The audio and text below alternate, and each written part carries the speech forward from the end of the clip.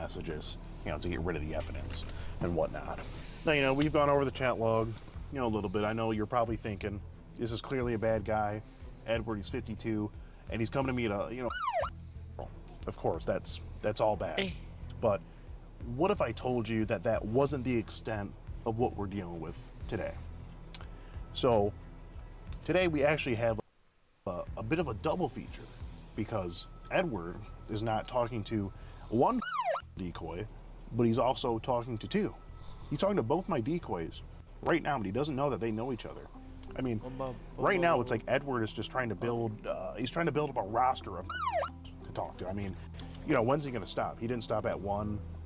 He's probably not stopping at two. He's probably just trying to talk to as many as he can.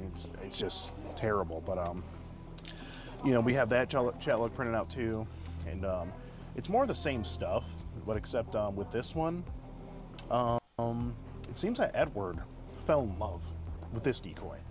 He says, "I love you," multiple times, wants her to say it back. She doesn't say it back, and then he sends this terrible looking picture of him laying down. Look at this bear. I mean, he can't even open his eyes, and his mustache here is stained brown from all those Pall Mall 100s that he's smoking. You can see right here, it says, "I love you. Do you love me?" Look at that. I mean, you know, Edward, she's come on. And he says it again, "Do you love me?" And the decoy just ignores him because it's obviously a weird ass question. So yeah, we're getting ready to, you know, see this guy most likely waddle on into this Barnes & Noble bookstore, and then we're gonna go in the back in the kids section and confront him about these actions, so stay tuned. Oh, look what we got. He's in a red van. She took a picture of it. Right there. He's in the parking lot somewhere right around here. Looks like he's probably on, oh, I see it right there, actually. You can see it. I'm on this side right here. Yeah, on my side, you can't see it from here, but he is here. He is pulled up. He just turned his car off. Okay, waiting to see him walk in right now. He's in the town and country. Actually, if you hand me the camera, I can get a shot of it. Right in there. Cookbooks. And Cookbooks. Anything about meeting or anything like that? Because this would be your picture, right? Yeah. Okay. And I'm gonna be real with you, Edward. I'm going to come and meet her. No. Well, I know what's going on here, and I want to level with you and not get law enforcement involved. If we can just talk it out, do you think we can do that? Yeah. Because I know what's going on. Do you want to just have a seat over there and talk about it? Because I'll be real, man. I don't want to get you in trouble or anything. No, I don't plan on meeting her. No. Okay. I don't plan on meeting her. So, okay, but didn't you just talk to her in there for a little bit? I just asked where she was at. Yes, where she was at. Because, like I said, when she approached me on Meet Me. On Meet Me, yeah. She said she was 19. She said that. That's what it says on her profile. Well, it says on her profile, but what did she tell you? She didn't tell me an age. She didn't tell you an age? Well, but I don't believe she did. But Edward, if you look right I here, don't know. it She says, might have. well, yeah, it says right there. It says I'm though. Oh, okay. Well, do you remember that? And do you remember saying things about, are there cops involved, that sort of thing? Yeah. Right. I mean, So you know, to me it obviously seems no, there's not. But to me it seems like you're probably just a nice guy, an honest guy that maybe just made a mistake. I wasn't going to meet her though. You weren't. Once I would have seen her, I would have just walked away. Well, I hear you, but I'm not into that. You're not into what? There's a reason that most of these individuals absolutely crumble when the damning evidence of the chat log is presented before them. Just like there's a reason that Morgan & Morgan is America's biggest injury law firm with over 1,000 attorneys nationwide. And their results speak for themselves, with over $25 billion recovered for over 500,000 clients.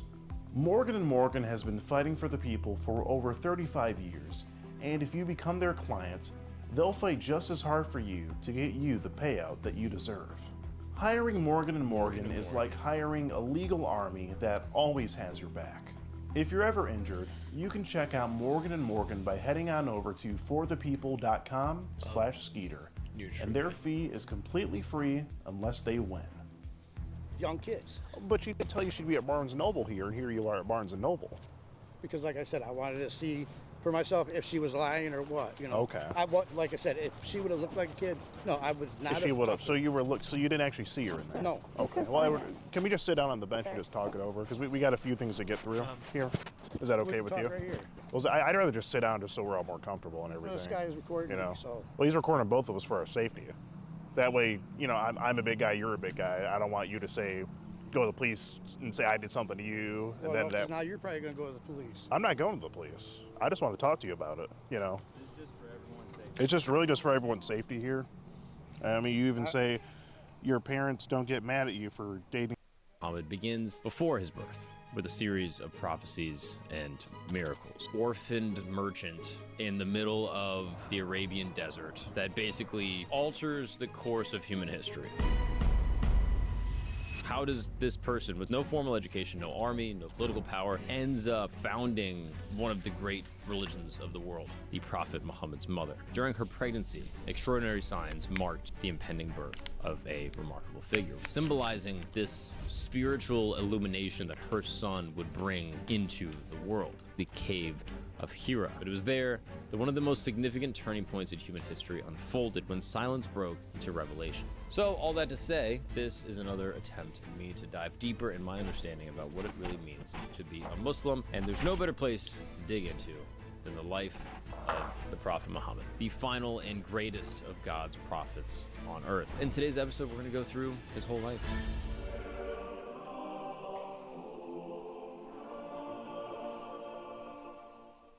What's up, people, and welcome back to Religion Camp. My name is Mark Gagnon, and this is my tent where every single week Did bro unbutton his top button just to look more Muslim?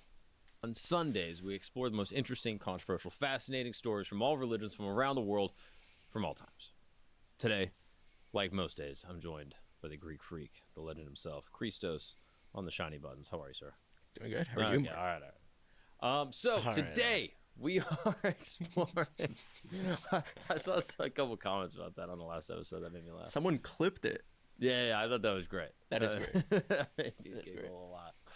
Oh, every time I ask you how you're doing, it's like Anyway, guys, Nope. we have a fascinating topic to dive into today.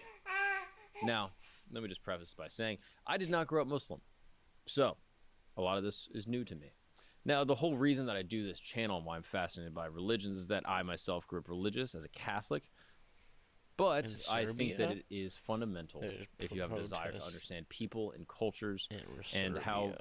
That's people the interact way. with each other. I think you must understand the God that they worship. You can't I don't know if see it's it 'cause possible to my be like, face yo, is I covering it. completely understand Come what up it this means to be video right a Muslim here. in the world, or even a Muslim in America, without understanding who Allah is, right? Or a Hindu without understanding, Brahma, or a Sikh without, reading the works of the great gurus.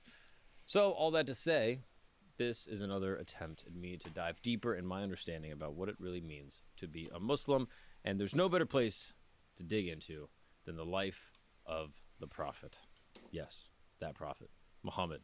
Peace be upon him. So, I'm also going to say this. I'm not going to say peace be upon him for the whole time, okay? I just can't. Just for the interest of flow and expedience, Those are my I'm just going to give it headphones. one big piece up top.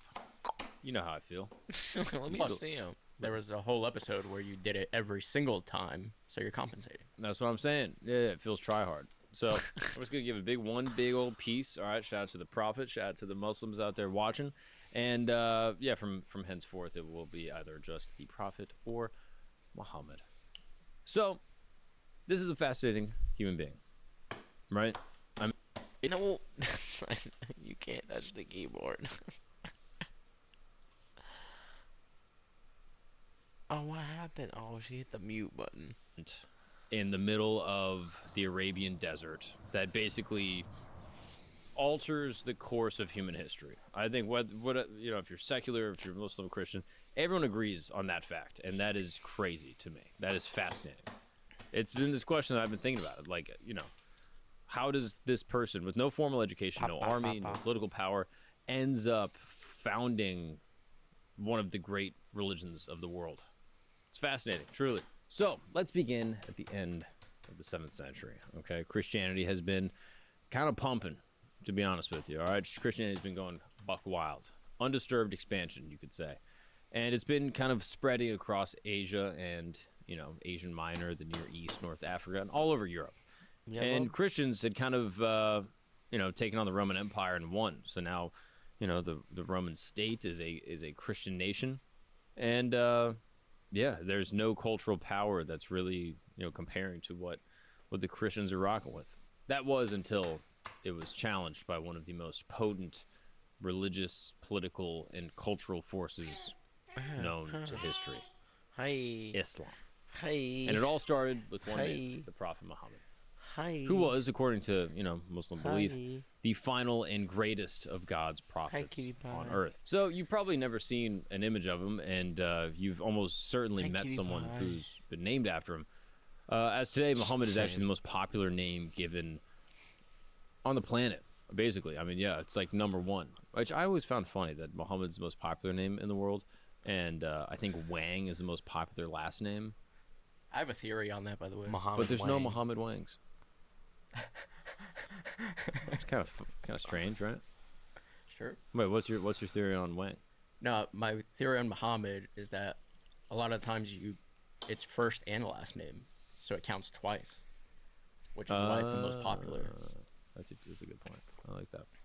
So, this is one of the most popular names that's passed out, and in today's episode, we're going to go through his whole life. So let's go Hey. to the birth of the prophet. Much like Jesus What you and Siddhartha, the story of the Prophet Muhammad begins before his birth with a series of prophecies and miracles. Arabia at this time was a home to diverse peoples, clans, cultures, all filled deserts and, towns nearby. Mecca, the birthplace of Muhammad, was a sanctuary which attracted pilgrims from across the region where, various tribes worshipped an array of idols and they practiced polytheism. If you don't know what polytheism is, this is the worship of multiple gods. Much of Arabia at this time was characterized by what historians would call the Jahiliyyah period, which is the age of ignorance, mostly because there was an absence of a monotheistic religious framework to basically unify the region, but also because of the prevalence of this idol worship and tribal feuding and a lot of social issues that were existing in the region. This region, matter of fact, was controlled by the Quraysh. This is a dominant tribe in Mecca at the time of the Prophet's birth, and they looked after the Kaaba, which gave them both religious influence and economic power as pilgrims from across Arabia came to the city. The Prophet Muhammad was born into one of its respected clans, the Banu Hashim, although his family was not among the wealthiest of the clan by any stretch. And it's important to remember that the Quraysh, as they played a central role in both his early protection but also later his opposition. But Arabia was not completely isolated from other faiths. Christianity and Judaism were actually present and interacted with some Arab tribes. There was also a looming expectation, a religious anticipation that some great prophet would soon arise to restore true monotheism to the land. And this is where we are introduced to Amina bint Wahb. I said This is stop. the Prophet No, Muhammad's I mother. gotta change you. Islamic tradition I gotta recounts that change during you. her pregnancy, gotta change you. extraordinary signs marked the impending birth of a remarkable figure. One of the most well-known stories tells of a light radiating from Amina's womb. See? This light was so intense that it illuminated the household and nearby surroundings, symbolizing See? this See? spiritual illumination that her son would bring into the world. That's all I'm doing. And Amina herself reportedly experienced these, sort of auspicious dreams, as did many people that she knew. These dreams, often featured stars and these like radiant figures, almost like these angelic beings and other symbols of great significance. And the glowing lights and, the dreams were interpreted by the community as confirmation that some type of divine plan may be unfolding. So, 570 CE or AD, Prophet Muhammad was born. And this is the year of the elephant, an event, recorded in multiple early sources and celebrated within Islamic tradition. This year was named after this extraordinary episode when Abraha, the Christian ruler of Yemen, led an army that included elephants to attack Mecca and destroy the Kaaba. Which, if you don't know what the Kaaba is, we have a video on it where I go through the entire history of the Kaaba that I would recommend you check out. But at this point, the Kaaba was basically, you could say, being desecrated and used as a polytheistic worshiping site. You know, that many different pagans in the region. That is why they utilized were trying to destroy the Kaaba. To restore. So back to Abraha. He basically sends this attack to Mecca, and this turned out to be a massive mistake. According to the tradition, the attack was miraculously repelled by divine intervention. Flocks of birds known as ababil appeared, pelting the invading army with stones and forcing their retreat. Mecca was under this divine protection, and people were convinced that special things were right about to happen. So, Yeah. Muhammad may be the most popular name given today, but it certainly was not at the time that he was born. It meant, quote, the praised one, a rare name that was not chosen by his father, who had already passed, but instead by his grandfather. When asked why he chose it, he basically just said, so he may be praised in the heavens and on earth. Much like many other religious leaders, great expectations were placed on his very young shoulders. So, at 6 years old, Muhammad lost a parent for the second time. Amina's death came suddenly during a journey to the Yathrib, later Medina, which would be significant later on in the story. Come here. And this is where she had taken a young Muhammad to visit his maternal relatives. On the return journey, somewhere in the barren flatlands of Abwa, she fell ill and passed away. First, he was taken in by his grandfather, Abd al-Muttalib, who was already an old man by then. He held the boy in high regard, so much so that young Muhammad was given access to the place of honor under the Kaaba's shade, a spot typically only reserved for elders. But tragedy continued to plague Muhammad's early life. 2 years later, his grandfather, too, passed away. Now in the care of his uncle, Abu Talib, who was actually a gifted poet and, a very kind man, but not wealthy in any capacity, Muhammad would grow up in pretty modest means. No, fine robes or gold or servants or any of that stuff. He tended sheep in the hills of Mecca. It's interesting how the divine often brings with pastoral settings, even with other, Abrahamic prophets, from Abraham himself to Moses, David, and also in Islam with the Prophet Muhammad, this image of the shepherd with the Prophet Muhammad is sort of, it's inseparable from the divine. I mean, Christ is the shepherd of men that tends to his flock. It's just interesting that across all these different Abrahamic religions, the idea of the shepherd was so pervasive. I wonder if just in the region that that these ideas were kind of percolating, if that was the most common job, or if that was just something that people, if it was useful for the metaphor. I don't know. That's an interesting thing that I'm thinking about. So he's in the hills of Mecca, tending to his flock, and those hills eventually become, in a metaphorical sense, a teacher for Muhammad in a lot of different ways. I mean, long walks and silence gives him all sorts of time to kind of think, and it was there that he built this sort of calm and considerate temperament that would later help him, as we'll see. And away from the bustle of the Quraysh market and its rising material ideas, he seemed to develop a quiet but sort of wise and almost soft-spoken character. His temperament was gentle but firm, observant but not withdrawn necessarily, and most importantly, he listened far more than he ever spoke. This wisdom earned him the nickname Al-Amin, the trustworthy, not for grand gestures, but because he simply never lied. In a society of complex alliances and rivalries and status games, he just had a simplicity about him that was almost unsettling to some people, and earned him this respect from others. Even Gandhi described Muhammad's rigid simplicity as the reason for Islam's success, and not necessarily the sword, as many people claimed. What's up, guys? We're gonna take a quick break because I have great news. Religion Camp has merch. That's right. We have amazing t-shirts like this one you see here, and this one. We got hats, all sorts of very interesting designs, not only for Christianity, the one I was raised in, but for all religions: Hinduism, Sikhism, Islam, Judaism, Mormonism. I actually don't know know if we have a Mormonism shirt, but maybe we can work on that if we got any, you know, Latter-day Saints trying to cop. Anyway, you can catch it all here at this link. We'll also have it. What's up, guys? We're gonna take you just to eat protein. Watch your carb and you strong of this and a plate of, but with Magic Spoon, you don't have to worry about any of that stuff. It's all good. 13 grams of protein, none of the sugar, 4 grams of carbs. Get it today. Chill. Magic Spoon on Amazon or at your nearest grocery store. Flooding the tribes of Mecca, the Kaaba. When it fell into disrepair after flooding, the tribes of Mecca came together to try to rebuild it. But then came the question, who would have the honor of placing the sacred black stone back into its place? And this argument grows heated. People get pissed off. They're yelling at each other. Hands goes to swords, and now they're holding swords to each other. And it seems like they're going to kill each other. There's going to be absolute mayhem and violence at the Kaaba. Then someone suggests, let's wait for the next man to walk through the gates of the sanctuary, and let's just let him decide. And that man was none other than the Prophet Muhammad.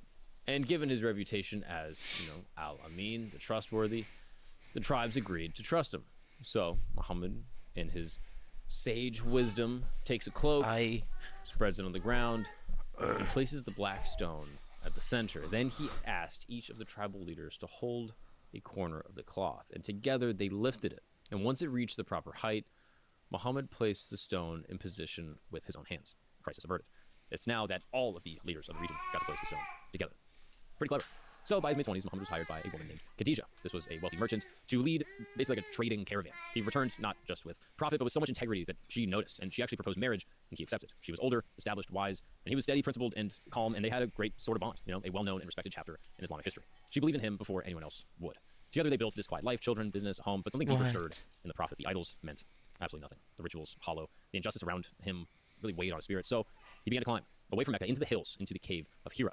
There, in solitude, he searched for what he wasn't sure just yet. But it was there that one of the most significant turning points of human history unfolded when silence broke into revelation, and the Prophet Muhammad became a messenger of God. So in the silence of the cave, this is ultimately shattered. It's no longer quiet, and instead, a presence fills the air, and then a voice, and then a figure appears before Muhammad. It is the angel Jibril, who, if you were raised Catholic or Protestant or anything like that, you may know the angel Gabriel, who infamously delivered the annunciation of Jesus' birth to Mary. The angel Jibril goes to Muhammad and says to him, Ikra, or read.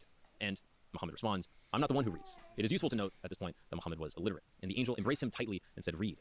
This happened 3 times, and then the words came, not from his own memory, not from his own voice, but carried through him, basically in some divine revelation. Read in the name of your Lord, who created man from a clot. Read, and your Lord is the most generous, who taught by the pen, taught man what he knew not. And what exactly is Muhammad reading? Well, the Arabic word ikra can mean to read or recite. The command was more about receiving and proclaiming the divine words, perhaps from the same small, still voice that was revealed as God to the prophet Elisha in the book of Kings. The irony of read is that it adds to the miracle. It was unlikely that Muhammad was plagiarizing these words from existing scripture because he didn't know how to read in the first place. As anyone would do, Muhammad fled the cave in fear, with his heart racing, unsure if he was losing his mind or being burdened with too large a responsibility, if this even was true. He rushed down the mountain to Khadijah. She held him and comforted him. She didn't doubt him for a second, and she became the first believer of Islam. Then she took him to her cousin, Warqa ibn Nafal, a Christian Arabic ascetic. Warqa listened intently and confirmed what Muhammad feared and sort of hoped in kind of the same measure, that he had encountered the same angel who had come to Moses, or Musa in Islamic tradition, that this was a real revelation, that he was some type of chosen messenger. And the words came to the Prophet Muhammad in many different forms, most famously through the angel Jibril, but also through dreams. And sometimes the revelations came down like a ringing of a bell, as described by Muhammad himself. Eventually, those around him would begin to write down these messages on parchment, leather, or even palm leaves. And today, those writings are compiled together in the Islamic holy book known as the Quran. The Islamic message had begun, and it would continue to unfold over a period of 23 years. And the command was clear. This message was not for the Prophet Muhammad alone, it was for all of humanity. But for the first 3 years, he kind of kept quiet about it. One conversation at a time, sort of talking to his friends, a pause, between merchant dealings to bring up some of these ideas. And the first to follow him were the people closest to him. Khadijah, the first believer, then Ali, his young cousin, barely in his teens at that point, then Zayed, his adopted son, who was a former slave, and Abu Bakr, his closest friend. Each of them would go on to shape Islamic history. But in those early days, they were just a handful of believers praying quietly, learning verses as they were revealed, and trying to make sense of this unfolding message. Much like the Christian apostles, they would meet in sort of, these secret homes before going out to spread their message, which would make sense if you consider that, when revelations are given, these are usually followed by pushback from the existing order, right? Like the Pharaoh doubled the workload of the slaves after Moses' revelation. The aftermath of Jesus' life led to centuries of Roman persecution for Christians, and the Mughal rulers often responded with violence when they felt threatened by the gurus of Sikhi. So the Prophet Muhammad was no exception to this pattern. His message was a challenge to Mecca's entire structure, right? The spiritual, economic, and social norms of the day. And the Quraysh weren't just religiously invested in idol worship; they were financially dependent on it. Again, the Kaaba at this point. And again, it depends if you ask, a Muslim or not. But the prevailing theory amongst many Muslims is that the Kaaba was originally, this place that reflects in heaven, the same sort of, movement in worship. And it was built, by Adam and then eventually by Abraham, and then it was sort of reclaimed by the prophet, which we'll get to. But before the prophet reclaims it, it's being used for idol worship. There's all sorts of different pagans from all sorts of different places that all have their idols there, and the Quraysh are like, hey, let's just let everyone worship here and just charge them a little fee to come in. So pilgrims come from all across Arabia to honor their tribal gods. So you can imagine that they weren't too happy about this whole, revelation thing saying like, hey, all your gods are BS, and there's actually only one God. When the command finally came to proclaim the message openly, he climbed to Mount Safa and called out to the people, if I told you there was an army behind this hill, would you believe me? They said yes, of course. After all, he was al-Amin, trustworthy. Then he famously said, I am a warner to you of a severe punishment. And some kind of laughed, some people were confused, but most were sort of pissed off, to be honest, specifically like the elites. Even his own uncle, Abu Wahab, kind of made fun of him. He said, may you perish. Is this why you gathered us? From that moment, the opposition began. Quiet disbelief turned into this open mockery and hostility, but the hostility intensified. And so did the revelations. Verses continued to descend to the prophet, sharper now, confronting the oppression, arrogance, hoarding, the injustice of the region. And the words spoke of pharaohs and past nations brought down by their pride, and praised, this patience and demanded honesty, and condemned these practices such as, killing and burying infant daughters alive, all of this stuff. It wasn't just this spiritual revival, it was a social and societal reform, in that the early believers, many of them, poor, enslaved, outcasts, found this worth and this power and ultimately found one God. A well-known story tells of one of the Abyssinian slaves who had been beaten for refusing to return to idol worship after training words of the prophet. And with stones crushing his chest, he kept repeating Ahad, Ahad, meaning one. I'm sorry. One. And this was, in a way, kind of literally theological warfare. The one monotheistic God versus many deities of many different clans. And it was a reaffirmation of the Abrahamic message. And at the center of it, Muhammad, right, calm, reciting words from this realm that's only sort of available to him. You want me to pick you up? Like many other religious visionaries, he was mocked and made fun of and maligned. And, the Quraysh accused him of sorcery. They straight up were like, this guy's like a wizard or something, right? But he continued to offer, these words that would make, the idols of Mecca, fearful, as well as the men who profited from them. So I'm trying to get it. I'm trying to get it. Insulted and stoned. One story actually goes that as he prayed near the Kaaba, someone dumped the entrails of a camel, literally like the guts of a camel, on his back.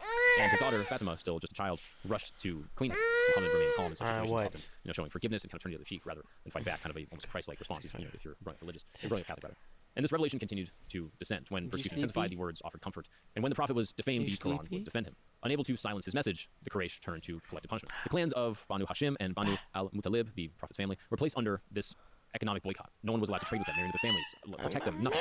And this was basically disastrous for the prophet. They were forced to retreat to a valley on the outskirts of Mecca, and inevitably being ostracized from society, food becomes scarce. And the cries of these hungry children that they had begins to echo through the night. And for 3 years, they endured, held together by just this faith and this family loyalty, this resilience, and eventually the boycott ended. But the damage had been done. It weakened their position immensely, especially for the elderly. And the tragedy for Muhammad and his family didn't stop there. Soon after, in what would be known as the Year of Sorrow, 2 of the prophet's greatest supporters had passed away: his beloved wife Khadijah and his protective uncle Abu Talib. One offered him this spiritual strength, and the other this sort of political shield in a way. And the loss was devastating for the prophet, right? And at this point, things seem kind of hopeless. Muhammad is in the midst of, this Jobian tragedy, right? Like everything gets taken away from him. He loses his parents, he can't read, he loses his wife, he loses his uncle, he loses his grandfather. It's just tragedy after tragedy. And in the depths of the loss and the grief, he experienced something unlike anything before, really. This famous journey that is miraculous in every way. So here's the story. What's up, people? Quick announcement. If you are a fan of Camp Gagnon or Religion Camp, I have great news, because we're dropping History Camp. That's right. This is the channel where we're going to be exploring the most interesting, fascinating, controversial topics from all time throughout all history. Now, you probably know about that. Hey, yo. Interesting figures from history, and you probably learned about it at school, and they're pretty boring, but not here. No. As you know, I was raised by conspiracy theorists, so I'm going to be diving deep into all of the interesting, strange, occult, and secretive societal relationships that all of these famous, influential men from our shared past have. So if you're interested, please go ahead and subscribe. It helps the show. Alrighty, don't skip forward, guys, because I am on the road. World's fastest ad read. Come on, you guys there. Let's get back to the show. One night, as the prophet was resting near the Kaaba, he was awoken by and it's known in Islamic tradition as a if you don't know, this is basically a horse-like mythical divine steed, you could say. And it was described as faster than any beast, glowing and unlike anything in this world. And with it, the prophet traveled from Mecca to Jerusalem, the city he had never visited yet, which the Quran calls the farthest mosque. The story is famously known as the night journey. There, at al-Masjid al-Aqsa, he led in prayer a congregation of prophets: Moses, Jesus, Abraham, and many others. It was a symbolic moment. The final prophet now among those who came before, connected, not only in the spiritual sense, but literally in space and time, all in the same spot, all happening simultaneously. That's pretty crazy. That's one of the more wild elements of Islam that I never got told. The night journey? That's crazy. And it's a who's who of people involved. For real. That's wild. It also gives a lot of context as to why Jerusalem, for the Muslims, is such an important place. Why this mosque of Al-Aqsa is so fundamental. I think that I'm sure there's probably more to it. Again, I don't know all the details, but even as doing research on this makes so much more sense. And this idea that literally this place was done as as a point to prayer at this mosque with the other great prophets. Just wild. But the story keeps going. Then came, the ascent, known as the Miraj. From Jerusalem, he was taken up through the heavens, and at each level he met prophets of earlier Joseph, until he finally stood before the divine. What exactly transpired there is not recorded in specific detail, but it was intimate, sacred, and immense. If you've ever wondered why Muslims pray 5 times a day, the story of the Miraj will tell us why. From this meeting with God, one key command was given to his people: prayer, which is why it is such an integral part of the Muslim life today. Initially, 50 prayers. It was eventually through intercession and mercy reduced to 5. Yet, with the reward of the original 50. The ritual that was, that now structures the rhythm of Muslim life was born not from some sermon, but from this divine meeting with Allah itself. And again, it makes sense what I always say on the show. If you want to understand people, you have to understand the God they worship. If you believe Muslims, like, oh, you guys are praying all the time. What's that about? Here you go. The Prophet Muhammad, he gets sent into heaven. When does he do that? Well, he's all the way back. You need to know the whole story. So what happens next? He's talking to Allah. Well, he returns. And when the Prophet returns, he describes the journey. And as you expect, many people scoff. A trip from Mecca to Jerusalem and back in one night is impossible at this point. It seems absurd. But Abu Bakr, when told, he responded simply, if he said it, then it is true. Again, I don't mean. The situation in Mecca, however, is continuing to deteriorate. The Prophet begins to search for a place where the message could grow and where the community would be safe. So he went to Ta'if, a town to the east, hoping that his leaders might offer refuge. Instead, they mocked him and set the street children upon him and basically beat him up. And so, bloodied, exhausted, he found shelter in a nearby garden. And there, he prayed not for revenge, but for guidance. And it was in this moment of rejection that an unexpected audience listened. A group of jinn. Now, if you don't know what jinn are, I would highly recommend you check out our episode on the jinn. But in short, the jinn are basically these like unseen beings. Some of which are sort of evil and acolytes of Shaitan, but some of the jinn are actually Muslims themselves. And in this exact case, these jinn who hear the Prophet's prayers later accept his message. Even when humans close their ears, the other realms were listening. But the breakthrough came not from power or prestige, but from pilgrims from a place called Yathrib. There they heard the Prophet's recitations and they were moved. They were tired of the constant tribal warfare within their city, and this message of unity and justice struck. Quraysh realized the full scale of what was happening, and their grip on Mecca was basically going away. And if Muhammad established a base somewhere else, the power would then truly be threatened. So they decided to act, not to imprison him, not to exile him, but to kill him. So a plan was hatched. Assassins drawn from each tribe would strike him together so that no one group would be blamed. But on the night of their plot, the Prophet Muhammad and Abu Bakr took refuge in the cave of Thar. To protect them, Allah caused a spider to spin a web across the cave's entrance, and a dove to nest nearby. When the Quraysh trackers arrived, they assumed that the cave was undisturbed. No one could have entered without breaking the web or disturbing the birds, so if there's a web and a bird there, there's obviously no one that just went into it. So they moved on, sparing the Prophet's life. Eventually, he made his way to Yathrib, a journey of several days across the desert, and in that city, the Prophet would not just find safety, he would find something far more important, the foundation of a new society. And Yathrib would be known by a new name, Al-Madina Al-Munawwara, the radiant city. And Medina wasn't just a new home, it was a divided city in need of healing. So he built the Masjid Al-Nabawi, which still stands today. It is a mosque that doubled as a school and a court and a gathering place. And then came the Constitution of Medina, a bold social contract uniting Muslims, Jews, and Christians under a single community, known as an ummah in Arabic, with shared rights and responsibilities, which was a groundbreaking step for this multi-tribal society. But it wasn't completely hiccup-free. You had the munafiqun, those who outwardly accepted Islam but worked against it. And these people sowed division from within. And outside you had the Quraysh who still wanted the Prophet's silence. Yet Medina proved not just in numbers, but in spirit, into a disciplined and just and diverse community that soon would have to defend what it had become. Medina offered Muhammad refuge, but peace was short-lived. The Quraysh saw the Prophet's growing influence as a threat, and they understood that war was coming. And it would test the faith and fortitude of the early Muslims. Something that sets the Prophet Muhammad apart from other religious visionaries is that he was a military leader as well as a spiritual leader. American Bishop Reverend Bosworth Smith described the Prophet as head of the state as well as the church. He was a Caesar and a pope in one. And this is actually a fascinating aspect of the Prophet's life, right? He ruled over secular life as much as religious life. Think about, the Christian stories of Jesus rejecting secular leadership and power, such as in Temptation in the Desert, where the devil offers him political power, he says no, or when the Buddha was prophesied to either go down the path of becoming a spiritual leader or a king, and he chose to be a spiritual leader. The Prophet was both. And so, the first major clash occurs. This is known as Badr. This is the first major battle. This is a skirmish over a trade caravan that had escalated. The Muslims were outnumbered 3-1, but yet they stood firm. According to tradition, angels descended to aid them. Victory shocked the Arabian region. The Prophet had gone from exile to a leader that couldn't be ignored. But this glory didn't shield them from setbacks. At Uhud, the Muslims initially held their own until archers disobeyed the Prophet's instructions and they left their post. The Quraysh counterattacked. The Prophet was injured. Many companions were killed, including his uncle Hamza. It was a sobering moment.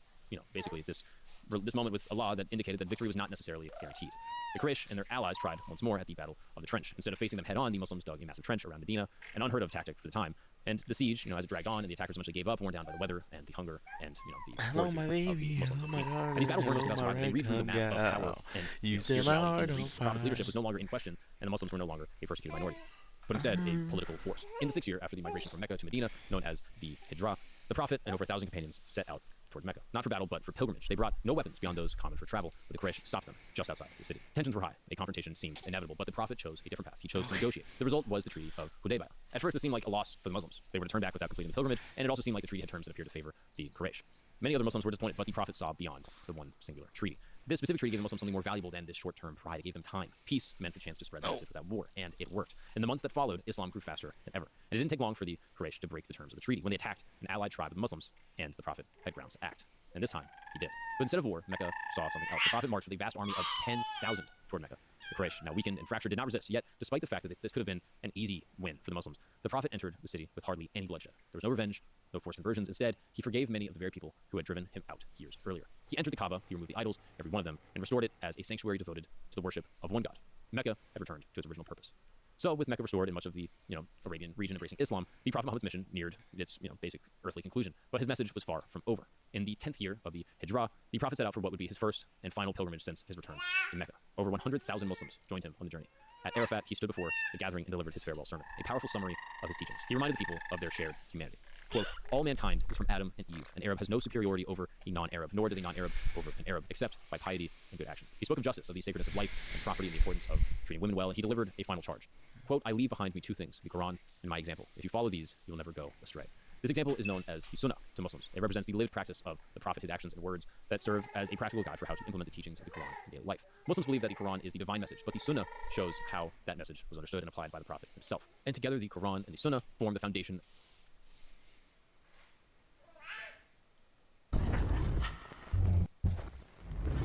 Welcome to Fearsome Top 5. Today we're diving into 8 scary ghost videos too creepy to watch alone.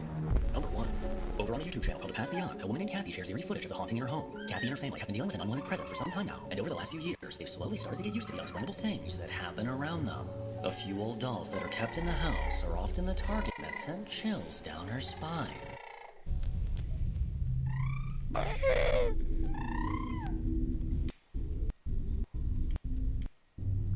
This camera was completely on its own, with a mirror position in this video with dolls. One day while being caught, doll. Crazy. So I'm in here, bro, just alone, and it's like mad weird, bro. Cause like, what if there was some monster or some shit just pop up on me? That shit would be crazy, bro. So I don't know. Like, there's nobody. What? And you could come out and shit. I don't even know, bro, but yeah, there's nobody right here, bro. But this shit is crazy, bro. I don't know, but that shit mad weird. What the f? What the f? After looking through the stalls, Ron realized he was completely alone, or so. A pitch-black hand opened the door, then vanished into the stall. The quick glimpse of this unsettling face was all it took for Ron to bolt out of there. Number 3. Jeff and Phil from the cottage. This home sits on what used to be a farm in the 1800s, and across from the cottage is something called a plague pit, where bodies were buried from the bubonic plague back in 1348. The eerie reports of paranormal activity started in 1993 when a few students rented the property, but their stay was cut short due to hearing loud noises and chilling footsteps in the middle of the night. Jeff and Phil made their way inside, set up their equipment, and were ready to begin. But as they were chatting in a hallway, Jeff heard something that sent a chill down his spine.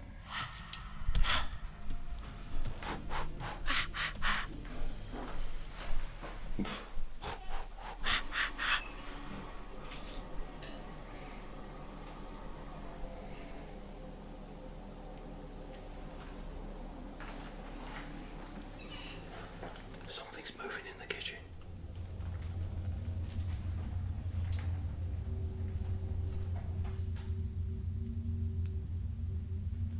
Hello?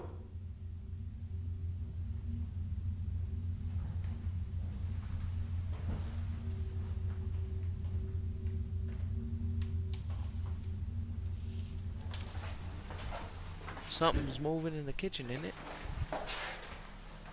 On a Tuesday, innit? I know. That's good.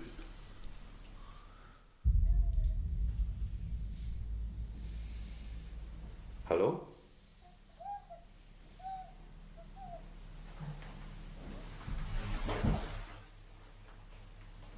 I don't know. Oh, you know what? Let's just watch game trailers. Let's see. Let's see.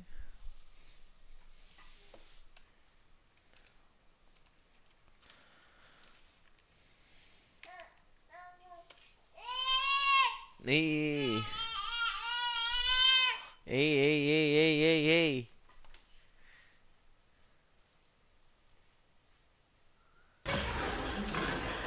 Oh no, not a scary game. Hi. What are you doing back here? Come here. Oh my god.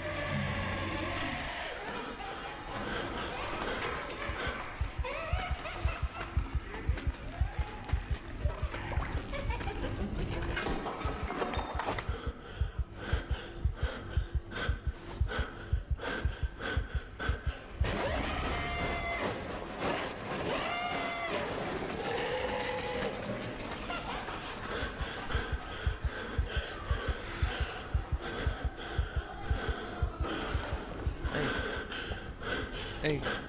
I don't know why I got scared.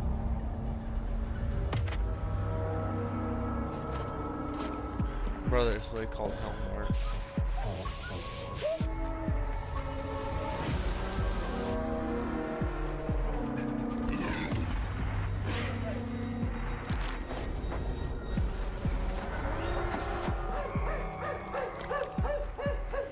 What the fuck?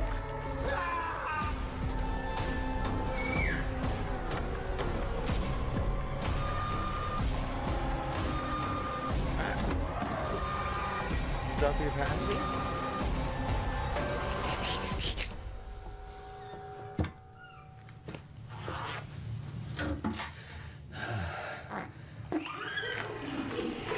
That's real.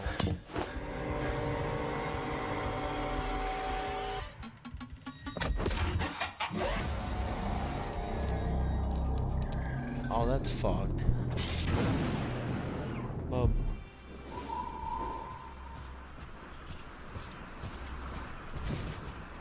That fiend. Where's she gone to now? Look at this one, soldier. If this is another trick, I swear Another hero, just like you. And nothing spells hero more than dying forgotten in some stinking trench. You vile little Thank you for your service. wretch. Fourth company. I didn't know they were pulling men from the Somme all the way here. You won't be needing this, my friend. Rest easy. What's the song? Another hell. Just like this place. You've seen nothing yet, soldier. Best prepare. Hey, What is that? Shit. hey. What are you doing here?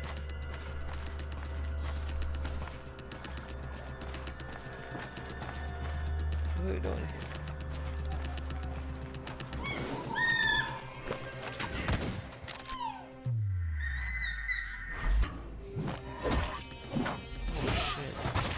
Take the shot.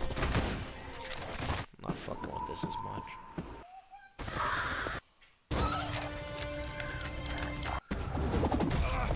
It looks like a mix between the original Resident Evil and like God of War. Not a pop. A giant cat.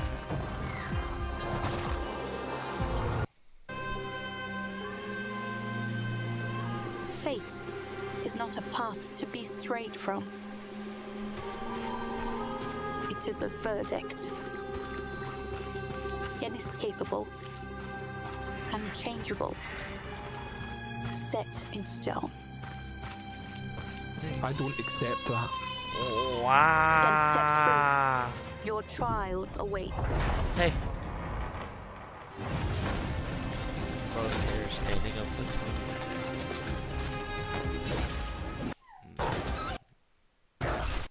Things. You cat. Guardian not spoken. It won't stop me. Beating the shit out of these sheep. I think the sheep are the bad guy, bro. Is that a baguette? Okay. Hey, you okay? Fell over.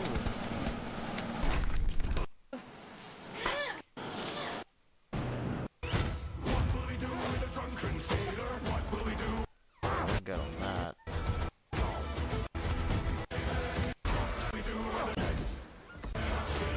You wanna play Rust and fucking Black Sails or Sea of Thieves?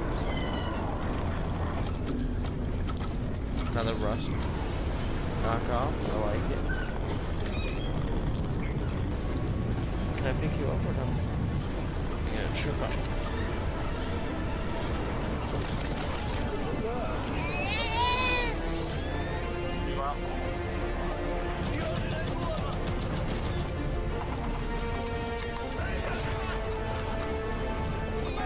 This actually looks pretty cool, not gonna lie. Boy, do you play a pigeon? There's a bear.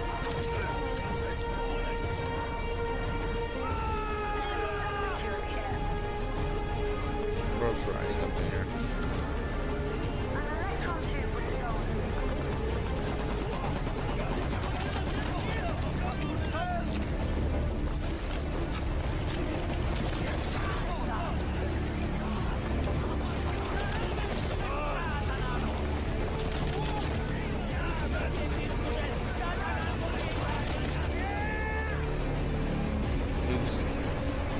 Moose. It's a moose. Okay. What will we do with the drunken sailor?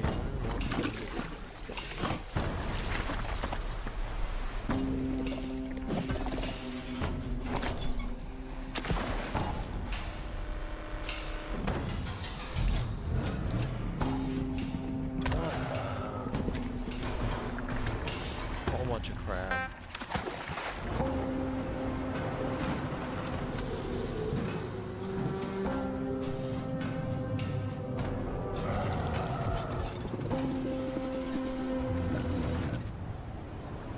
Crab meat.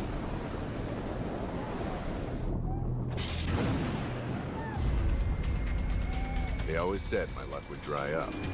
Now it's time to put that to the test.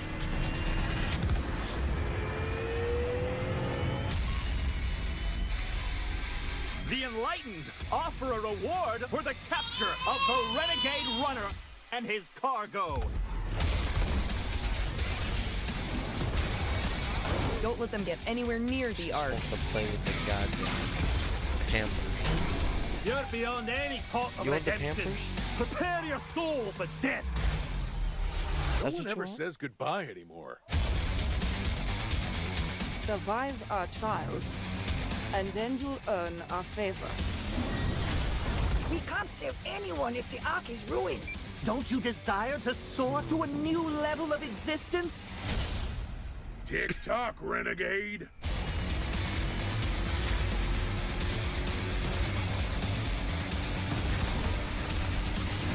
Look out!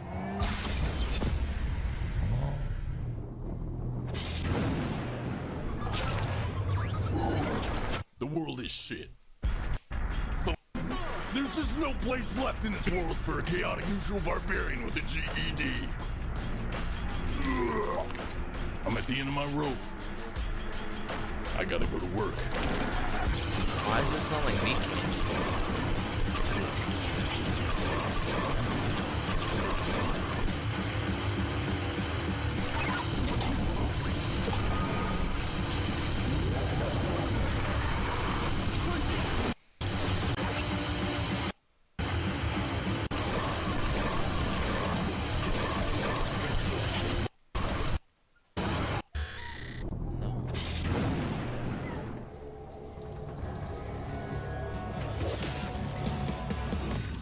That's pretty sick.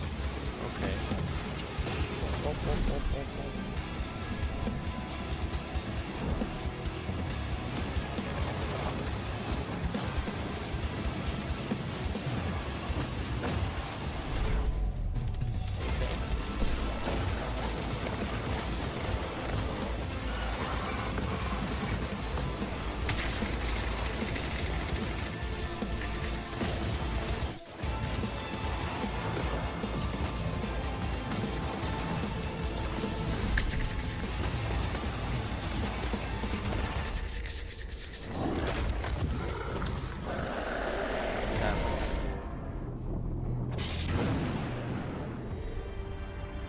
When the storm came, the world vanished beneath the snow.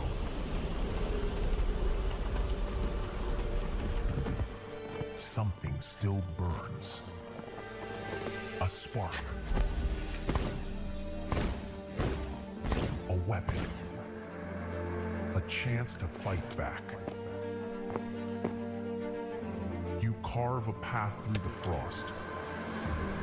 One breath of warmth at a time.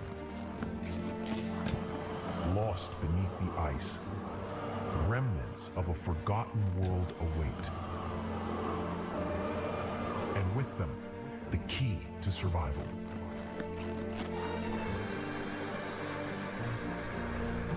I'm alone.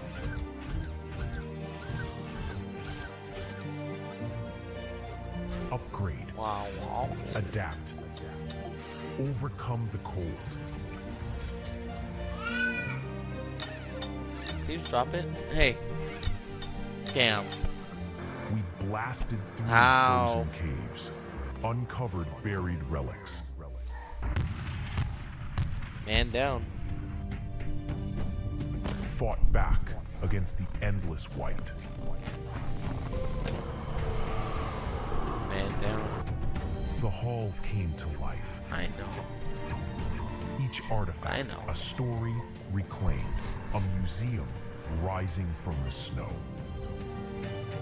This is your world to thaw, your fire to spread. This is Meltopia.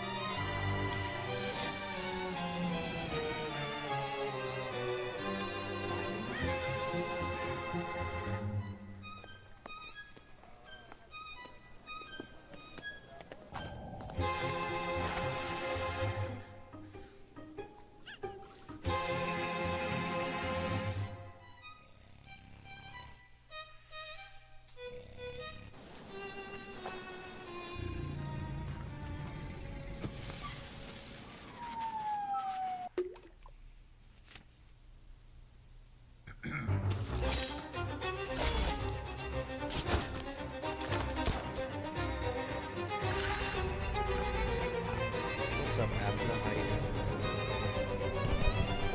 You caught me at a good time.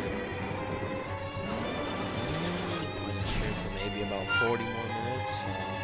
Just checking out the new games that are coming out.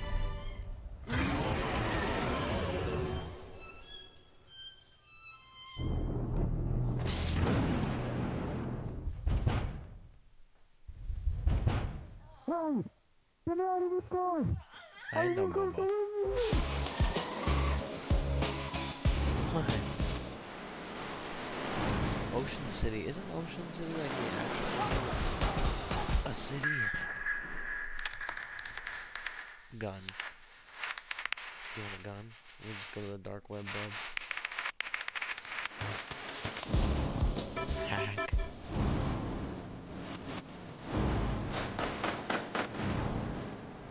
sell people is crazy.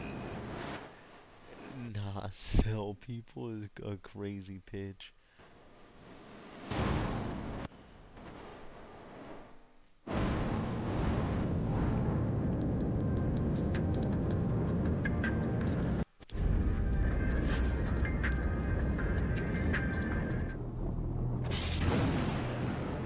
Welcome to Gold River. You must be here for some backwoods adventure. All of your supplies will be waiting at the Eagle Ridge Campground. Once you and your party are ready, press the depart button on the digital waiver and we'll get you on your way. Remember safety first, and we hope you have an amazing time in the beautiful wilderness go back of in your Gold bath River. now? Wow. Okay, you can go back then. Watch your head. I feel like this is gonna be a scary game.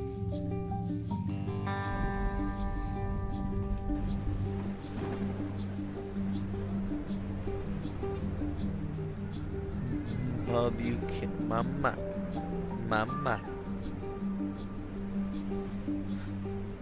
This looks like a cheap Daisy.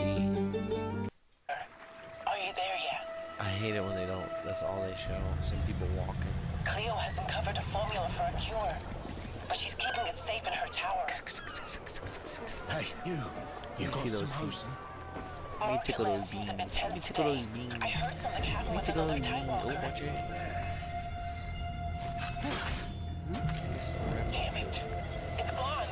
Someone GTA 6, I don't think is on this list. Hey, bub, watch your head. Ever since the Great Flood, Bob? Elland, Ma? my dear planet, has been dying. Plastemia has Hi, taken Bubba. everything from us. But you Tidewalkers are all connected. Hey, you! Stop right there! And it's up to you now to use that power. It doesn't say what the last This is our new recruit! No. I don't like how we bang fucking sound. What? Damn. Ghost of Yotai, definitely not. Hey.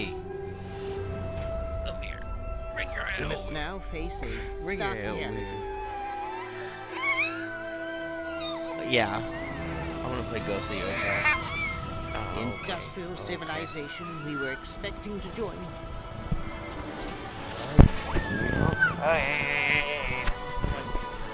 There's no more.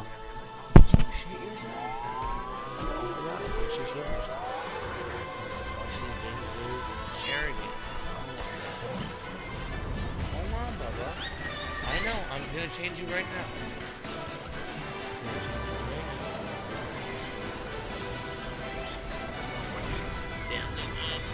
Whatever it takes. Don't you? You're reaching. That's my wallet. Hey, so we're deep That's my into wallet. 2025. We've talked about a ton of video games, No, and we Mama. rank them here sometimes. Mama, so I'm today changing we're right rounding now. up 10 of the best games of 2025 so far. Roughly the first half of the year. There are actually a lot of games, and it was hard to narrow it down to 10. So we're sticking with games that we liked here, game ranks on the team, and games that are just generally considered popular. We got 10 cool games to talk about, so let's get started off with number 10. Hazelight's newest joint, Split Fiction, is absolutely awesome. Does it reach the highs emotionally in the storytelling as something like their previous game, It Takes Two? I don't know about that, but where Split Fiction really excels is variety, crazy level design, and over-the-top, awesome, fun gameplay scenarios. So if you know these games, you know it's a fully cooperative experience. You and another person, you only have to buy one copy of the game, play through this adventure where you play as two authors. One is a science fiction author, the other is a fantasy author. And suddenly they get zapped into some of their creative works, and they gotta run, jump, and do video game stuff to survive. But It's just really, really well done. It's creative, it's well paced, and you're gonna be entertained through the entire runtime. From big fantasy battlefields and flying around with dragons and getting into weird Dune, Prince of Persia style adventures to big cyberpunk neon cities, robot factories, and other weird stuff. This game is just consistently entertaining, but I gotta say, the end of the game, like the final sequence, just does something so technologically interesting. You gotta see it to believe it. If you like playing video games and you kind of understand or appreciate the evolution of technology in games and just how things are displayed on screen, Split Fiction might throw you for a loop. That's all I'll say. No spoilers. Next at number 9 is something a little different. It's The Alters. This is the newest game from the folk. Ooh, I like that. Look how that looks. That looks pretty. It's behind Frostpunk and This War of Mine. Frostpunk? The Alters, the best way I can describe it, and I described it this way in the Before You Buy, is kind of like Fallout Shelter, but in 3D with a really, really deep story. So in this, you're Jan Dulski, a guy stranded on a planet with only his space station, and he has to survive. Unfortunately, that space station was supposed to be manned by a whole crew. His whole crew is dead. So he has no choice but to essentially clone himself to get everything done. Research technology for new experiments, cook food to survive, go out of the space station and explore and mine for resources. You need more people, so you have more copies of you, but all of these copies have essentially lived different lives than you. So you build a med lab, then you need to staff it with a doctor. So you clone the doctor version of you, a version of you that decided to go to med school. It's really weird, it's really trippy, but it's also really fun and pretty compelling from a story and character perspective. Not to mention the fact that it's just a good sci-fi game with some really, really good survival elements. You should definitely check this one out. I'd say the type of person that should check this out is somebody who loves a challenge, likes weird sci-fi, likes experimental games, and AA games. The Alters honestly might surprise you. Next over at number 8 is the new Mario Kart World. Mario Kart is back, and it's bigger than ever. Is it the best Mario Kart ever? I don't think the jury's still out on that. Is it worth $80 US? I think the jury's still out on that. Crazy. But there is no denying it. Like, beyond all that, it is just a good-ass Mario Kart game. The amount of different courses, thanks to that open world structure, the design of some of those areas and like the intricacy within them, the level of detail on all the character skins. Nintendo kind of took an if it ain't broke, don't fix it type of approach with this Mario Kart, but it's still got plenty of new tricks up its sleeve with different items, new movesets, and some solid online mode offerings, not to mention Knockout Tour. It's just a really, really fun mode. To me, that makes a lot of the experience. This is definitely a game best enjoyed with friends, but either way, it's a 2025 game, and we like it, but I'm just really curious to see how it goes in the mainstream, because Mario Kart 8 and Mario Kart 8 Deluxe, those are like some of the best-selling games of all time. So I'm curious to see if Mario Kart World continues to be that type of beast. Next at number 7, the first Berserker Kazan. If you're looking for a Souls-like game this year that really hits, don't sleep on this one. This is the game that since its release, it just keep on chugging. With a lot more people jumping into it, having some great Steam reviews, and yes, it is definitely worth checking out. Even if it's based on something that not every gamer is aware of, the Dungeon and Fighter franchise, even on its own, it's a really good experience. It's also incredibly challenging, like even for a Souls-like style game. So I guess if you're a masochist, man, you should definitely apply. Next over at number 6, we have something out of left field. It's Tainted Grail, The Fall of Avalon. This is another sleeper. This is one that just kind of came out of nowhere and has slowly been climbing the charts, with people on Steam and console really loving it. What Tainted Grail Fall of Avalon is essentially an Elder Scrolls style game. It's that style of RPG, from like loot, combat, all the general systems, but it's set in a really interesting dark fantasy world. Visually, like graphic-wise, it might not look like much, but it does have a ton of creative art direction, music, and some good world building and lore. A lot of people are looking for that next thing, that next kind of Bethesda-style Elder Scrolls feeling RPG, but Bethesda is definitely kind of slow to making them. So Tainted Grail, The Fall of Avalon beat him to the punch, and it's just a fun, breath of fresh air. Even if it's very much a heavily inspired breath of fresh air, it's still really cool. A lot of people were really begging for a game like this, and they got what they wanted. It is surprisingly cool. It's not ultra long, like it doesn't overstay its welcome. You should consider it if this is your type of genre. Next at number 5, Doom: The Dark Ages. Doom's back with another one, and once again, they've changed up the formula. Doom 2016 was pretty straightforward. Doom Eternal was lightning fast with a bunch of resources, and Doom: The Dark Ages is a little chunkier, more aggressive, still pretty fast, but also shakes things up from the time period, the setting, the types of weapons you get, and some more open areas and levels. Along with that, there's sequences where you're driving a mech or flying on a fire-breathing half-robot dragon.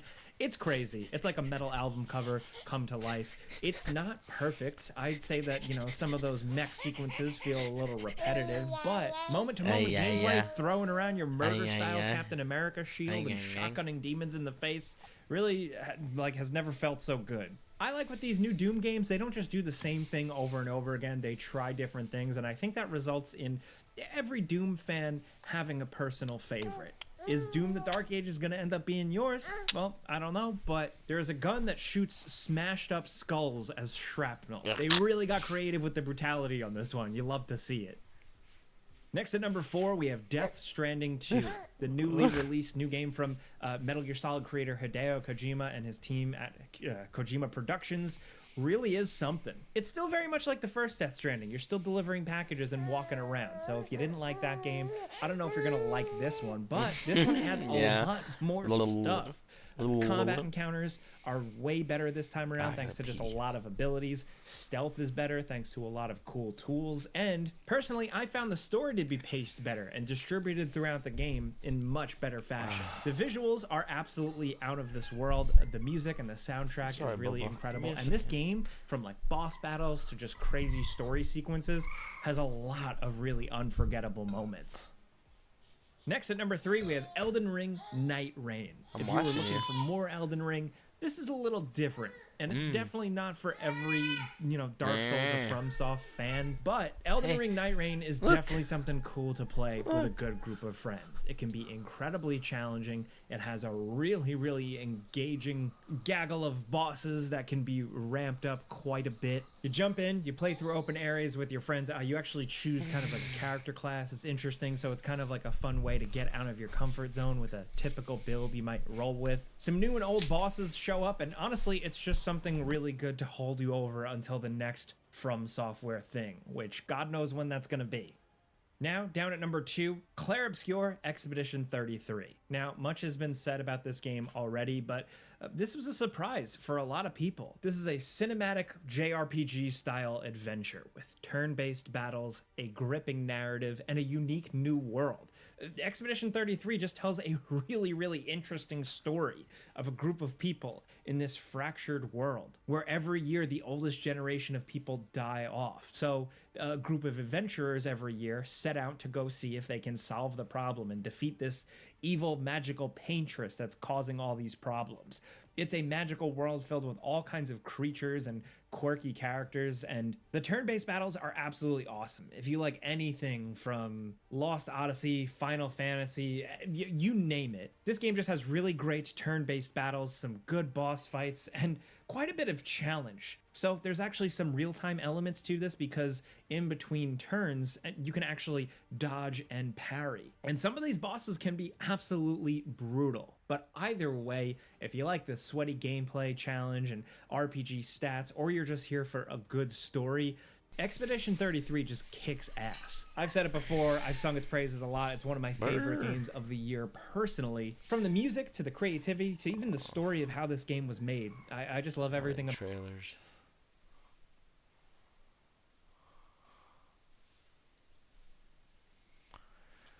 Probably more like it.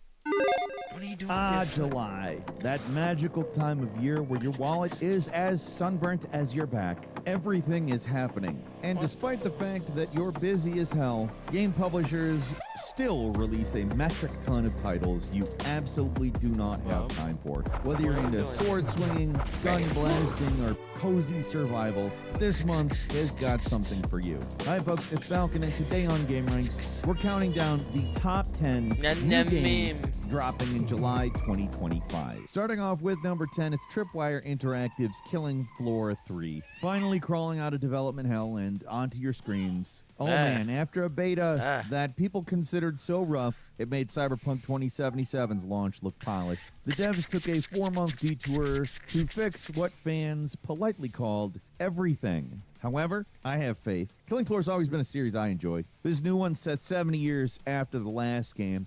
You're part of Nightfall, a rebel group that's fighting off the Horizon Corporation's latest batch of bioengineered nightmares, Zeds, as you may know them. And you and 5 other people are going to take on smarter enemies and enough gore to make a butcher blush. Basically, it's Left 4 Dead meets Doom meets Cyberpunk 2077 meets zombies. And yeah, rough beta, but they delayed till July, specifically July 24th on PC, PS5, and Xbox Series. I think it's going to be good, personally. I'm really pulling for Killing Floor 3.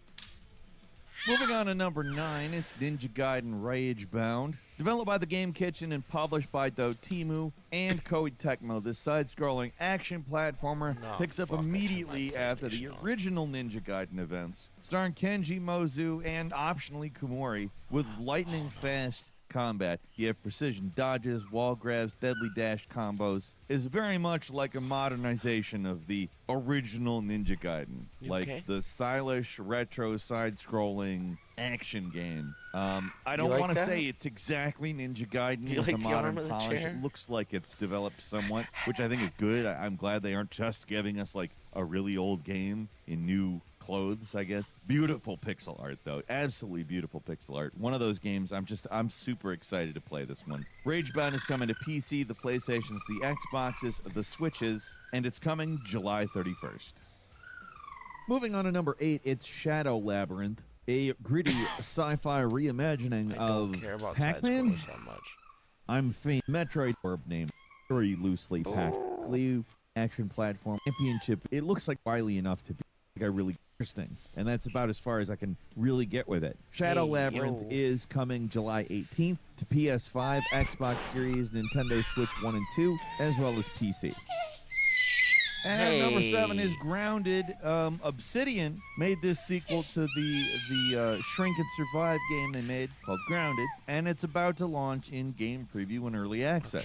And you can probably go and play with the arm of the chair. Very obvious improvements. The bigger backyard, meaning more area to explore. Apparently, triple the area over time, not immediately. But more importantly, you're going to be able to ride bugs. Like you can tame ants, spiders, etc. And you can ride them into battle. Interestingly enough, Obsidian says this was only possible by dropping Xbox One support. I'm not completely sure I think that's true.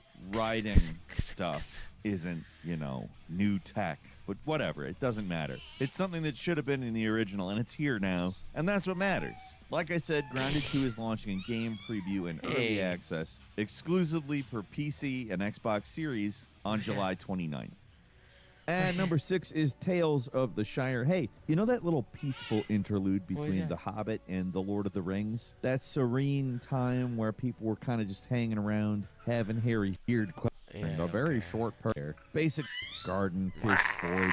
Like on some level, I'm massively confused how this got made. I'm glad to some extent. I mean, if it's good. And if it's not good, I'm not very glad about that at all. But it's different. It's interesting. And I don't understand how somebody greenlit it and put money towards it. This is the kind of game that your mom would like after complaining for decades about how you like all these violent video games. Be like, yeah, I'm playing a Hobbit game.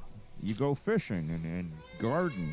And it honestly could be very, very good. I mean, it's not like Stardew Valley isn't good. It is good. I don't know if it's going to be Hobbit Stardew Valley per se, but like as a point of reference, I think definitely workable. Tales of the Shire is coming to the PlayStations, the Xboxes, PC, and Nintendo Switch July 29th.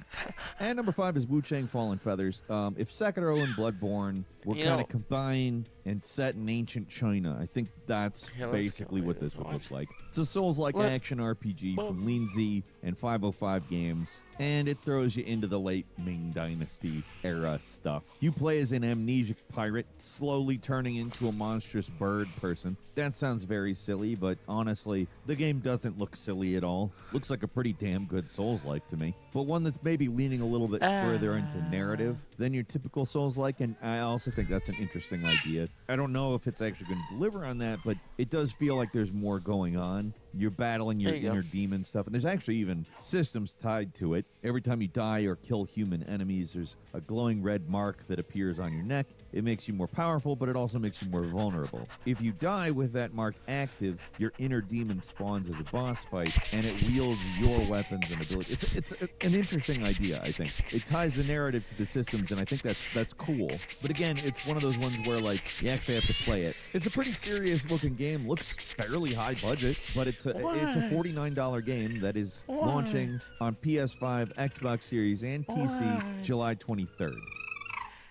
At number 4, it's Eric's Home, The Stolen Dream. This one's a top-down stealth adventure that is part Commandos, part prestige TV drama. You play as a teen orphan who is searching for her missing brother. And as it turns out, that gets you tangled up in a deep conspiracy that threatens the entire city of Eric's Home. Insert Peter Griffin talking about them saying the title. So you have 3 protagonists. You have Hannah, the aforementioned orphan, and then Alva and Sebastian. And they all have unique skills. You'll be switching between these players to do different things. So you have stealth, puzzle solving, and you have some pretty detailed, interesting environments to be doing these things in. This is an impressive looking game for having a 16-person team. Like, this is a very, very cinematic looking game. A lot of people who have had experience with it say it feels like you're playing a movie, which is potentially a pretty good compliment. I'm interested in it. It's going to be dropping on PC, PS5, and Xbox Series July 15th. And number 3 is RoboCop Rogue City Unfinished Business, a standalone expansion from Teon and Nacon. It doesn't require the original game, so you might call it a sequel, but I'm not 100% sure on that. They're calling it a standalone expansion, so I'm not going to dispute it. I don't know enough about Stars to dispute it. Anyway, this one's set in the Omni Tower, the massive housing complex turned war zone. You got new weapons like a cryo cannon, which freezes enemies solid. You can play as Alex Murphy in some flashback missions. There's some fresh stuff that they're tossing in here. Probably one of the bigger highlights is going to be piloting the ED-209, the robot, not the RoboCop, the robot. I don't know. RoboCop Rogue City was a great game. More RoboCop Rogue City with more stuff to do, more possibilities. I'm there. There's no questions. Unfinished Business is landing on PS5, Xbox Series, and PC July 17th. And number 2 is Tony Hawk's Pro Skater 3 and 4. In all seriousness, 1 and 2 was great. It is really hard for me to imagine not really wanting 3 and 4, despite the fact they are doing a major change to the career mode. There has been a little bit of controversy about that specifically. I'm pretty okay with it, honestly. I'm just ready to play Tony Hawk's Pro Skater 3 and 4 stuff. You got all the original parks from 3 and 4. You get Enhanced Create a Skater, Create a Park, New Game Plus, and I think they're kind of doing their best with this here with the soundtrack because of licensing stuff. But you got some of the iconic tracks from the original games and some new additions. Tony Hawk's Pro Skater 3 and 4 is coming to the PlayStations, the Xboxes, the Nintendo Switches, and PC July 11th. And finally, at number 1, it's Donkey Kong Bonanza. So let me just say this. I'm so hyped for Donkey Kong Bonanza. You have no idea the amount of hype. Basically, what if you do Mario Odyssey, but instead it's Donkey Kong Country with destructible environments, and that same, sometimes it's 2D, and you play it in Donkey Kong Country style, side-scrolling platforming thing that Sonic Unleashed pioneered, Mario Odyssey picked up on. I mean, that's not the only 3D Sonic thing they've picked up on. We've got open zone level design. Open zone level design, my folks. In all seriousness, I cannot express to you the amount of hype. This is easily one of my most anticipated games this year, and I've only known about it for a short period of time. If it delivers, this is, for me, game of the year material. Everything about this game is something that I have wanted in some way, shape, or form for a long time, and to throw it in within the first couple of months of Nintendo Switch 2, yeah, the pricing sucks on this thing, but they know what they're doing. I'm going to buy and play this game when it comes to the Nintendo Switch 2 on July 17th. I have a couple of bonus games for you as well. The first is Mycopunk, a new co-op FPS from Pigeons at Play and Devolver Digital. This one gives you a very unique looking place to explore. Customizable weapons. It looks kind of like a Risk of Rain 2 plus Fungus situation. Mycopunk is, of course, launching on Steam Early Access July 10th. And a mech showdown called Mecha Break, a free-to-play PvP and PvPvE mech shooter with several modes. You have your 3v3 arena, your 6v6 hero battles, and extraction, PvPvE. You're going to have a bunch of mech customizations. It is a live service game, free to play, of course, which means there are hazards, but the developers promise that the monetization is going to be limited to cosmetics, so hopefully no pay to win, but we'll see. Kind of a Titanfall-ish, Team Fortress-ish thing, looks like. At EA Sports College Football 26, it was 11 years before they put out College Football 25. It's really a series that a lot of people missed, and I think it went over pretty well because they're obviously putting another one out. I am not 100% sure if they're just updating rosters and stuff like your typical game, or they're trying a lot of new things. There are a few modes that I don't think were in the previous Road to Glory mode, which includes high school football. There's a Dynasty mode. But otherwise, I'm just kind of expecting a yearly iterative experience, which is good because College Football 25 was good. College Football 26 is landing July 10th on PS5 and Xbox Series. And total chaos, because partial chaos is just not enough. Hey, just when you thought it was safe to go back and abandon mining colonies.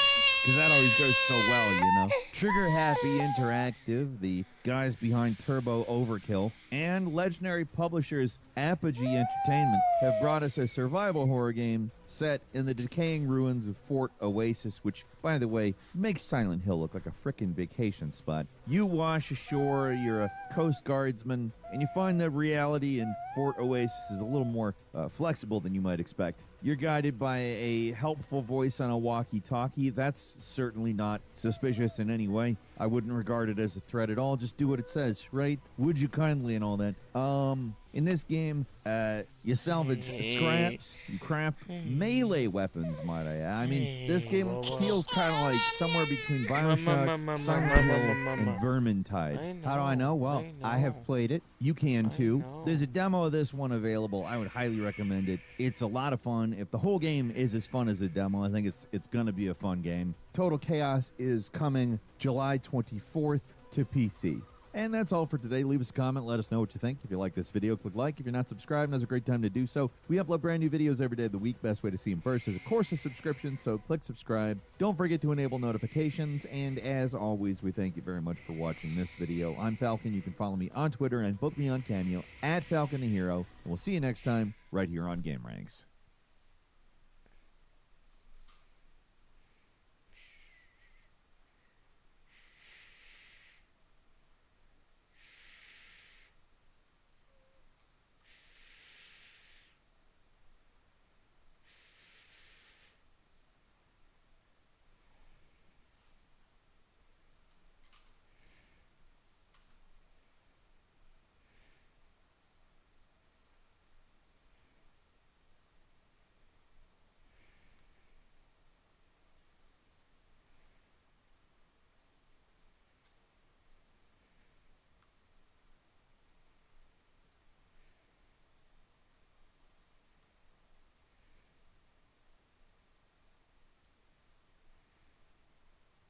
When Muslims face the Kaaba in prayer 5 times daily, from every corner of the world, they're connecting not just to a building in Saudi Arabia, they're connecting to this ancient lineage of monotheistic worship. It stretches all the way back to the very first human and actually stretches back beyond humanity into the realm of heaven itself. During the Hajj, up to 100,000 people might be circling the Kaaba at the same time. The Kaaba we see today isn't exactly the same structure that existed in Muhammad's time. In fact, it's been rebuilt either partially or completely 12 times through recorded history. The most interesting and mysterious element of the entire structure, the famous black stone. It might be a meteorite. What do you see if you actually enter into the Kaaba itself? So if you are like me, if you're not raised Muslim, if you don't know all the ins and outs of Islam, then this will be a great episode to break down what is really going on in Mecca around the Hajj. What's up, people, and welcome back to Religion Camp. My name is Mark Gagnon, and welcome to my tent where I explore the most interesting, controversial, and fascinating stories from all religions from around the world from all time. And to all my Muslim friends, salam. Happy late Ramadan. It's a fascinating religious pilgrimage site. It is the house of God, the house of Allah. But I didn't know much else about it. I would see pictures of Muslims in worship, but I always assumed it was like a giant cube of obsidian. That's what I thought. A giant black cube. I thought the whole thing was just like made out of obsidian, which I now have learned is not the case. So if you are like me, if you're not raised Muslim, if you don't know all the ins and outs of Islam, then this will be a great episode to break down what is really going on in Mecca around the Hajj. I'm joined here today by my good friend Christos. How are you, Christos? Doing well? How's everyone doing? They can't respond to you, so I hope they're doing well as well. Also, let me just note, if I have anything incorrect in this episode, I'm sorry, all right? I'm not Muslim. I was not raised Muslim. This is my best to try to understand culture and people through a deep dive on the things that I find interesting. And I think there's no better way to understand culture than to understand the God that they worship. So let's start with the Kaaba, all right? You've probably seen, like I have, this big black cube, massive crowd circling around it. Let's throw a picture up right now so anyone that hasn't seen it, they can check it out. And if you're like me, you're probably wondering, what is it? Why is it so significant? What does it all mean? Well, in order to understand the Kaaba and Islamic tradition, you gotta go all the way back before there was a physical Kaaba in Mecca. There was this, I guess, celestial prototype. And again, my Arabic is very bad. My pronunciation is going to be awful, okay? I'm doing my best, okay? The Beit al-Ma'mur. This is also known as the frequented house. This is the heavenly Kaaba, okay? This is the Kaaba that exists in the heavens, okay? And I say heavens plural because in Muslim cosmology, it is in the seventh heaven. And it is said that 70,000 angels visit it daily in order to perform worship, circling it in ritual prayer.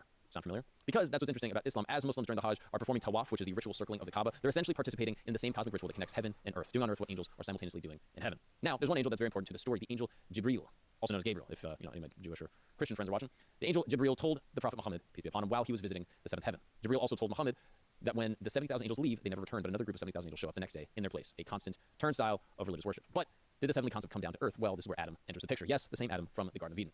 According to Islamic tradition, after Adam and Eve were cast out of paradise for eating the forbidden fruit, from the tree of knowledge of good and evil, they landed in different places on earth, which is interesting. As a Christian, we're always taught that Adam and Eve left together. But in Islam, that is not the case. Adam landed in what is now known as Sri Lanka, while Eve ended up in Jeddah, near modern-day Mecca. They were completely separated with no idea where the other was, male and female, circling the earth without knowing where their partner could be. Adam, heartbroken and searching for Eve. I mean, that's like a terrible day for the record, right? Like, as a Christian, I think of the Garden of Eden all the time, right? Like, you're there with your girl, she breaks the lease agreement, and you guys are kicked out. And Islam's even worse, because not only you're kicked out, you don't even know where your other half is. So Adam, heartbroken, searching for Eve, wanders the earth. During this time, the angel Jibril appears to him and guides him to a spot in the valley of Mecca.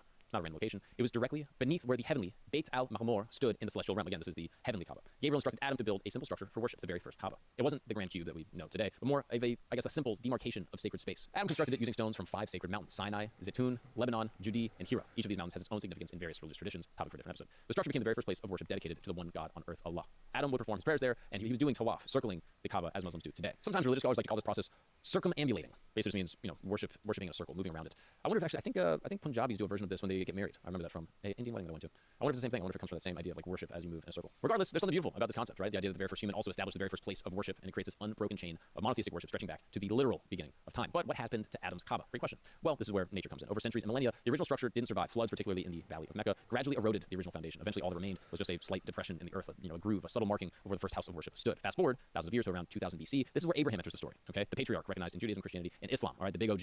And the Quran and Islamic tradition tell us that Abraham followed God's command. He brought his wife Hagar and their infant son Ishmael to the empty, uninhabited valley of Mecca. This is where a major test of faith occurs, leaving his family in a desolate valley with minimal provisions. The famous story goes that after Abraham departed, Hagar ran 7 times between the hills of Safa and Marwa, searching for water for her thirsty child. This desperate search is commemorated by Muslims during the Hajj in a ritual called Sa'i. When things looked like they couldn't get worse for Hagar, her poor infant Ishmael was kicking at the ground, and miraculously, a spring of water gushed forth beneath his feet. This is the famous well of Zamzam, which still flows today, provides water to millions of pilgrims annually. This water source transformed the barren valley and eventually attracted the Jurhum tribe to settle there. And Mecca gradually becomes this inhabited settlement. Years later, when Ishmael had grown into a young man, Abraham returns to Mecca to visit his son. And during this visit, Abraham receives a divine revelation, a command to rebuild the Kaaba in the exact spot where Adam's original structure stood. Now, here's where the story gets even more interesting. According to tradition, Abraham wasn't left to guess where the ancient site was located. The angel Gabriel, again, Jibril, I'm going to say Gabriel for the record because I grew up Catholic, it's the same angel, right? The angel Gabriel appears again to Abraham and physically marked the footprint of the original structure. Some accounts even say Gabriel helped Abraham excavate the area until they found the original foundation laid by Adam. What's remarkable about the tradition is how it connects these two pivotal figures, right? Adam, the first human, and Abraham, the patriarch of Islam and much of modern monotheism. The symbolism in having Abraham rebuild what Adam originally constructed forms this unbroken spiritual lineage. The construction process itself is filled with fascinating details. Here's a couple. Abraham and Ishmael worked together, gathering stones from surrounding hills. As the walls grew higher, Abraham needed a way to reach the upper portions. This is where the famous Maqam Ibrahim, the station of Abraham, comes into the story. According to the tradition, Abraham stood on a stone while building the upper walls of the Kaaba. Miraculously, this stone rose up beneath his feet as needed, elevating him to the required height.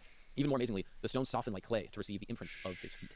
These footprints said to be Abraham's, are still preserved today near the Kaaba inside a special glass enclosure. Millions of pilgrims visit this stone during their Hajj and Umrah rituals, often praying behind it after completing their tawaf. The original Kaaba was a simple, roofless, rectangular structure with a foundation about like 3 feet high and the walls reaching about like 12 feet tall. It had a door elevated above the ground, to protect from flooding, which is common in the valley. And unlike today's cube, the original structure Abraham built may have been rectangular rather than perfectly square, although this is, of course, contested by Muslim historians. Abraham and Ishmael dedicated the completed structure to the worship of the one God, Allah, establishing it as a place of pilgrimage. The Quran records a beautiful prayer they made upon its completion. After completing the Kaaba, Abraham made a universal call for pilgrimage, inviting people from all directions to visit the sacred house. Islamic tradition holds that he stood on a nearby mountain and called out, and his voice miraculously reached all corners of the earth. It said that all souls who would ever be born until the day of judgment heard this call, and that those destined to perform the pilgrimage responded with Labak, here I am, at your service, in Arabic. What's up, camp family? What's up, campers? 2 big announcements. Don't skip this. 2 massive announcements. The merch store is back open. That's right. Camp Goods is back in stock. We got these hats that I'm wearing right now. I've been rocking them both on here, on Flagrant. I've been wearing them on stage. We got a bunch more hats like the ones behind me. You can see them all here on the website. We also got some shirts. Oh man, what is this one right here? Come on now. Come on now. Camp gear for all terrain. We got some other ones. What is this one right here? Oh, this one's beautiful. This one might be one of my favorites. The colors are absolutely crazy.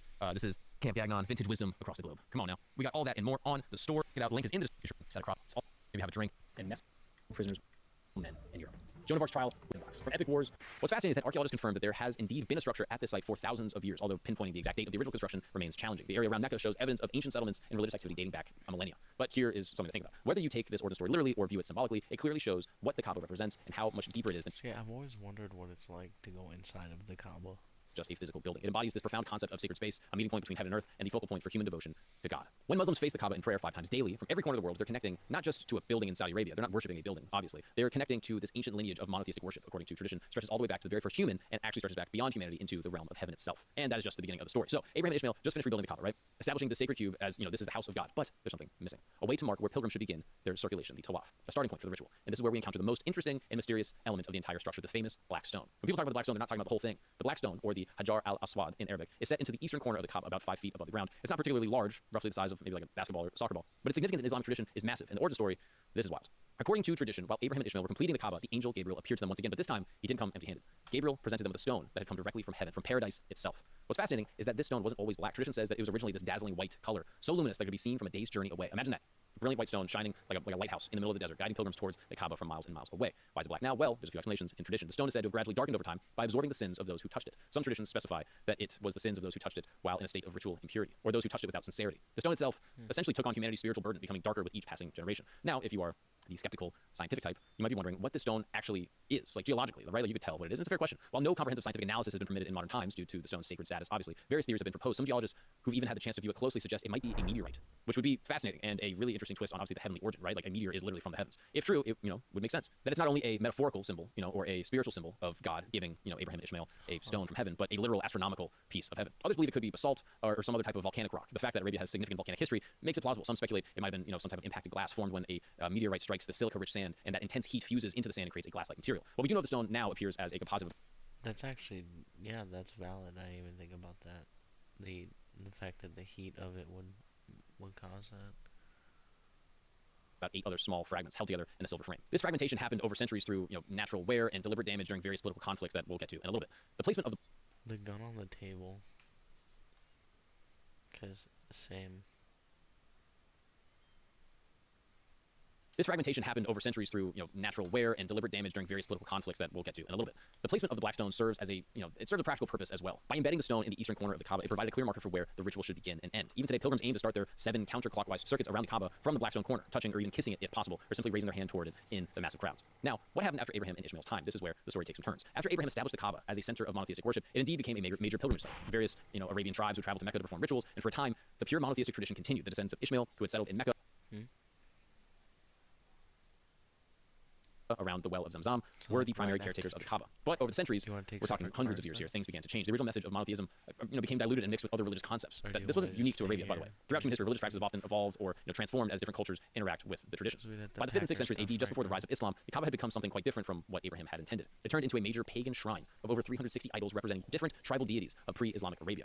Now, this is the problem. These weren't just like small trinkets. Like historical accounts describe a substantial amount of stone and wood carvings placed both inside and around the original Kaaba. The most prominent was Hubal, a large human-shaped statue that stood inside the Kaaba itself. One key practice associated with Hubal was divination. Tribes would consult the deity by using specially marked arrows stored in the Kaaba. These arrows were drawn to make decisions on important matters like marriage and other disputes. Each arrow had an inscription or remark such as yes or no, or even just blank, like try again. The result was considered the will of the gods, and the decision usually was followed. Each tribe during this time had its own patron deity, but they recognized and respected each other's gods as well. Kind of this sort of religious diplomatic agreement, you could say. When tribes would come to do a pilgrimage in Mecca, they would pay a, sort of like an homage to their own specific deity while also acknowledging the others. But But here's something that might surprise you. Despite the shift to polytheism in the region, many elements of the original Abrahamic rituals were preserved, though often with some different meanings. So, for example, the tawaf, the circling of the Kaaba, continued, and the reverence for the black stone stayed the same, and the running between the hills of Safa and Marwa. So, during this time that the Kaaba and this holy Muslim pilgrimage site was basically taken over by pagans, they were doing all sorts of wild things. For example, these pagan idol worshippers would circle the Kaaba typically naked. They would perform the same ritual, this tawaf, completely naked. They believed that in order to honor their deity or to honor their god, that they would appear before it in a state of absolute purity without the impurity of clothing that they'd worn while potentially committing sins. And it was this rebirth or returning to the initial state of purity that we all have when we're born. And this practice would later get forbidden in Islam. Muhammad actually came in and outlawed and cleared out these idol worshippers and these pagans from the sacred site. This introduces the concept of ihram, which basically, this is where you have these white garments that are worn during the pilgrimage to symbolize purity and the equality of all believers. Another pre-Islamic tradition, or a pagan tradition, you could say, involved hanging poems inside the Kaaba. These poems were known as the suspended odes, which would be written in gold and displayed inside the Kaaba as a high honor. These poems were a collection of 7 to 10 long Arabic poems considered the pinnacle of pre-Islamic Arabic poetry, composed by famous poets during the 5th and 6th century. Throughout this period, the Kaaba underwent several renovations and rebuilding. One significant reconstruction happened when Muhammad, peace be upon him, was about 35 years old before he received his first revelation. A fire had damaged the structure, and then heavy rains had weakened its walls. The Quraysh decided to rebuild it using money from legitimate trade only, no money from gambling, usury, or prostitution. Obviously, these things are known as haram. During this reconstruction, something interesting happened. The tribes couldn't raise enough pure money to rebuild the Kaaba to its original dimensions, so they reduced its size slightly, leaving out sections of the original foundation. This excluded portion is marked today by a small curve in the wall known as the Hatim, which stands near the northwest side of the Kaaba. We should get a picture so people can see that. Muslims consider the area within the curved wall to be a part of the original Kaaba, which is why praying in this space is considered equivalent to praying inside the Kaaba itself. Despite all these changes and the proliferation of idol worship, a small minority of people in Arabia still maintained this monotheistic belief in Allah. These monotheists were known as the Hunafa, or the singular the Hanif, meaning those who turned away from idol worship and turned toward Allah himself. These Hunafa would sometimes retreat to caves in the mountains around Mecca for spiritual contemplation, much like Muhammad himself would do before receiving his first revelation in the cave of Hira. This represented a continuous thread of monotheistic tradition that had never completely died out despite this sort of pagan takeover. So by the time of Muhammad's birth in 570 AD, the Kaaba had a complex and layered religious significance. On one hand, it was the center of the Arabian polytheist pagan sort of takeover, housing all these different idols. On the other hand, it still retained the elements of the Abrahamic heritage, including the black stone and sort of the basic ritual practices, and the widespread recognition that it had been built as a house for one god by Abraham. This dual identity, both as this pagan shrine and a structure for Allah, would prove crucial during the early days of Islam. It allowed Muhammad to reclaim the Kaaba from monotheism without completely rejecting the cultural and historical significance it held to the people. He could also present his message not as something entirely new, but as a return to the original purpose of the Kaaba, as the pure house of Allah created by Adam and then rebuilt by Abraham, as it had been known for centuries. So now we've seen how the Kaaba has gone from Adam's original place of worship to Abraham's reconstruction to then a pagan house of idols, and this is where we get to Muhammad. The birth of him in 570 AD. This is a pivotal point in understanding Islam, of course, as well as the Kaaba's role. If you're like me, you probably read a news story and you're like, this is crazy. What is the truth about this? Is this a partisan spin? Is this funded by some media company or some country by their state-sponsored media to try to warp my brain? I genuinely read news articles now with so much skepticism because I have no idea if this is from the right or the left and what the agenda is and why it's being presented in front of me. And that is why I follow and support Ground News. That's right. So even before I started working with this company on the podcast, I've been following them on Instagram because I just thought they gave a very, very great, unbiased, nonpartisan approach to media. It's awesome. Basically, you're gonna get a headline and they will show you sort of the different in words you're terrified. Normally being reported by the right wing or by the left wing and make some type of deduction like, oh, this is actually being used, this November. Check them out. Imagine this. You're 30 feet underground, digging through frozen earth with spoons and lied for powerful men. Big events. They were for months when fighting more money you can make.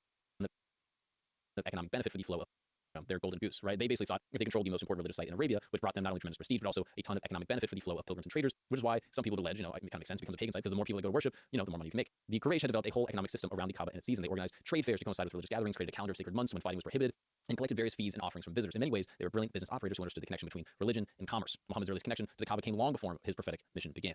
This was when he was about 35 years old, still an ordinary merchant with no idea of the religious role that he was going to fulfill. The Kaaba needed significant repairs, right? This is what we mentioned earlier. This flooding had come in and damaged the walls. There had been a fire that weakened the structure. So the Quraysh decided it was time for a renovation. They dismantled the Kaaba down to its foundation and began rebuilding it only using pure money for the sacred task.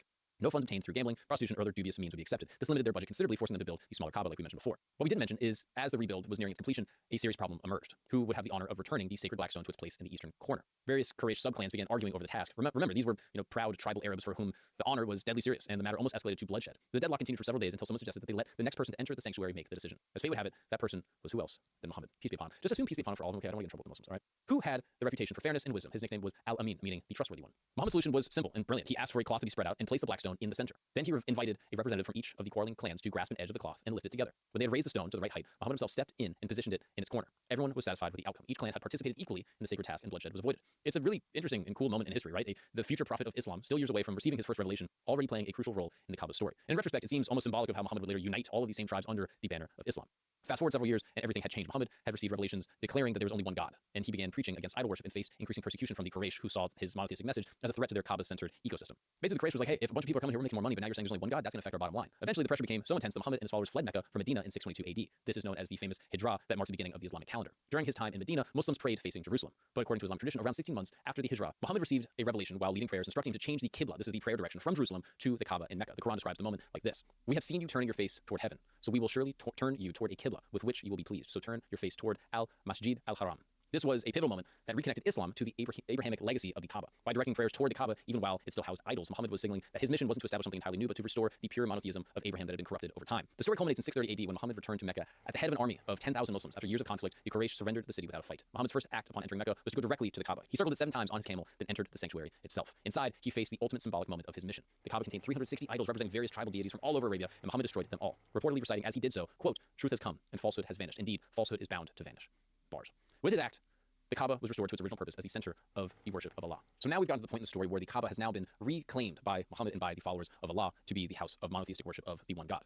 But that does not mean that the Kaaba has been unchanged since then. You know, some ancient buildings just seem to sit there forever. Well, the Kaaba isn't one. Despite its simple appearance, the sacred cube has had quite the eventful history. I mean, floods, fires, warfare, thefts, reconstructions, all sorts of things. So, first off, something that surprises many people, the Kaaba we see today isn't exactly the same structure that existed in Muhammad's time. In fact, it's been rebuilt either partially or completely 12 times through recorded history. Think about that. A building so sacred to millions of people that they face their direction 5 times a day in prayer has been, basically rebuilt and reconstructed into a more perfect version. Notice how it says direction. People don't pray to the Kaaba. I think this is a big thing that I didn't really know growing up, not growing up Muslim. I never understood it. It's not a prayer to the Kaaba. They pray in the direction of the Kaaba. And again, this is called the Qibla. So if the Kaaba was ever destroyed, like history has shown us, people would still pray in the same direction regardless. The first major damage occurred soon after Muhammad's death by 683, just 50 years after Muhammad had cleansed the Kaaba of idols. The Muslim community was experiencing its first civil war. During this conflict known as the Second Fitna, the Umayyad forces laid siege to Mecca, where Abdullah ibn al-Zabir was taking refuge. Basically, a giant war had broken out. They were launching projectiles, flaming, projectiles and catapults and a lightning strike. The structure burns down, and the intense heat actually causes the black stone to crack into 3 pieces. They eventually rebuild it and put those 3 pieces into a silver framing that holds it together.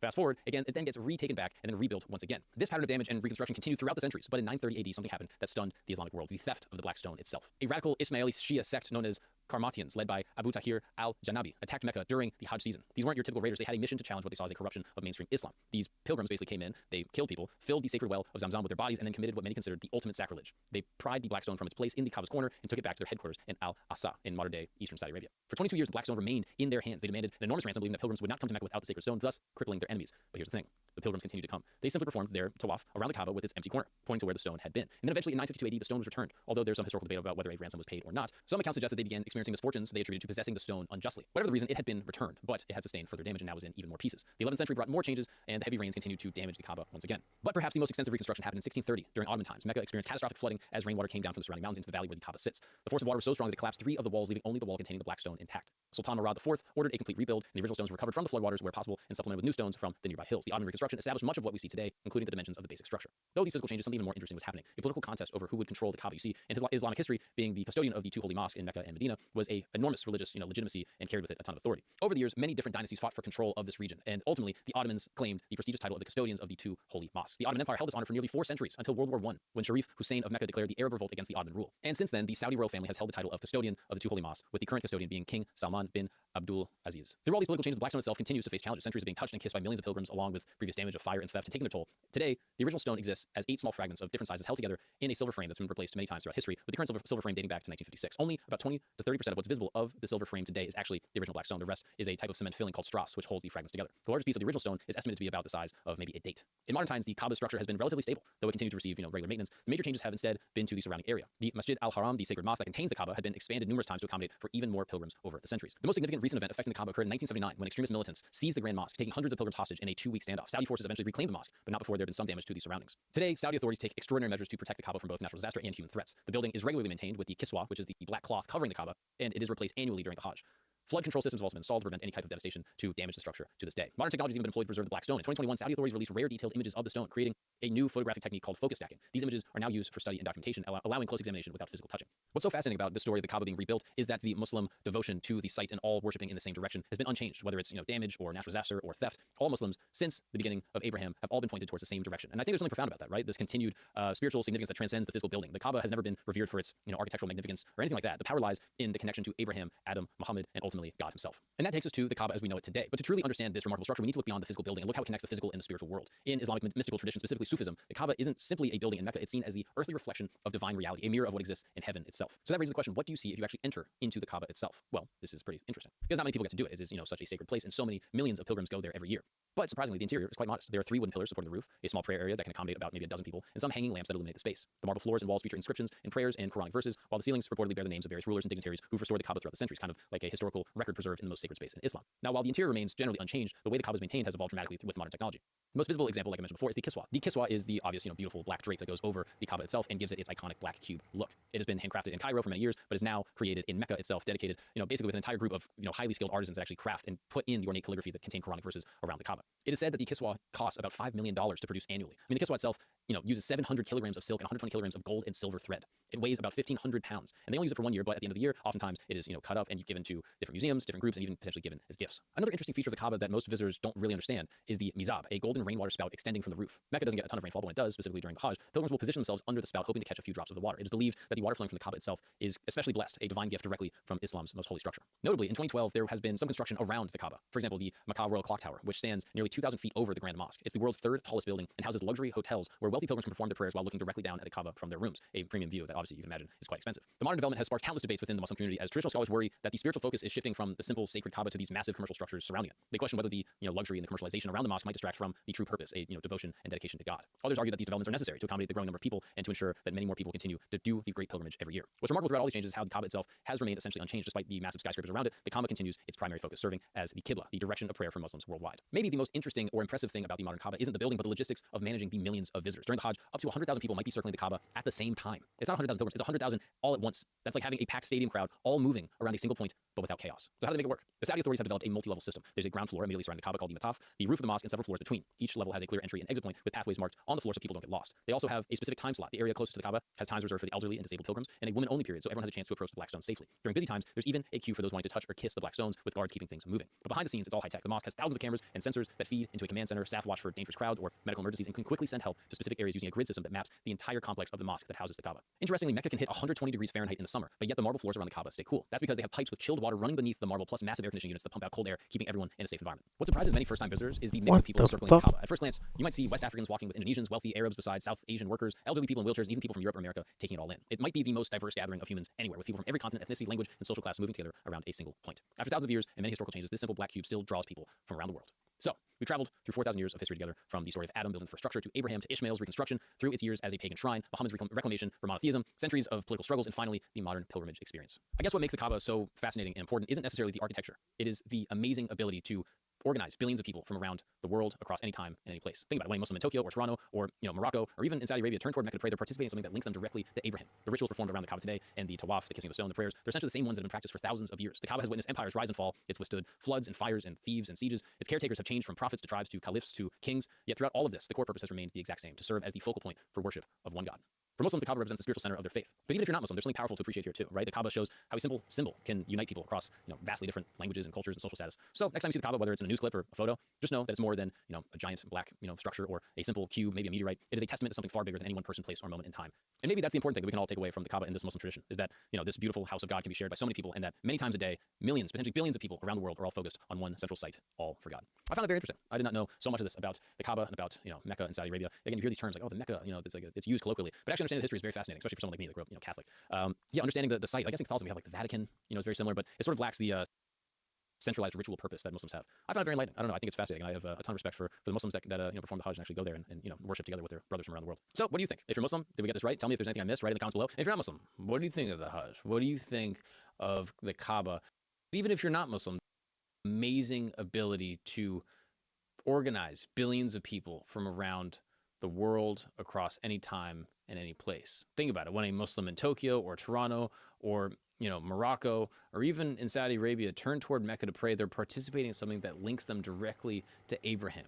The rituals performed around the Kaaba today and the tawaf, the kissing of the stone, the prayers, they're essentially the same ones that have been practiced for thousands of years. The Kaaba has witnessed empires rise and fall. It's withstood floods and fires and thieves and sieges.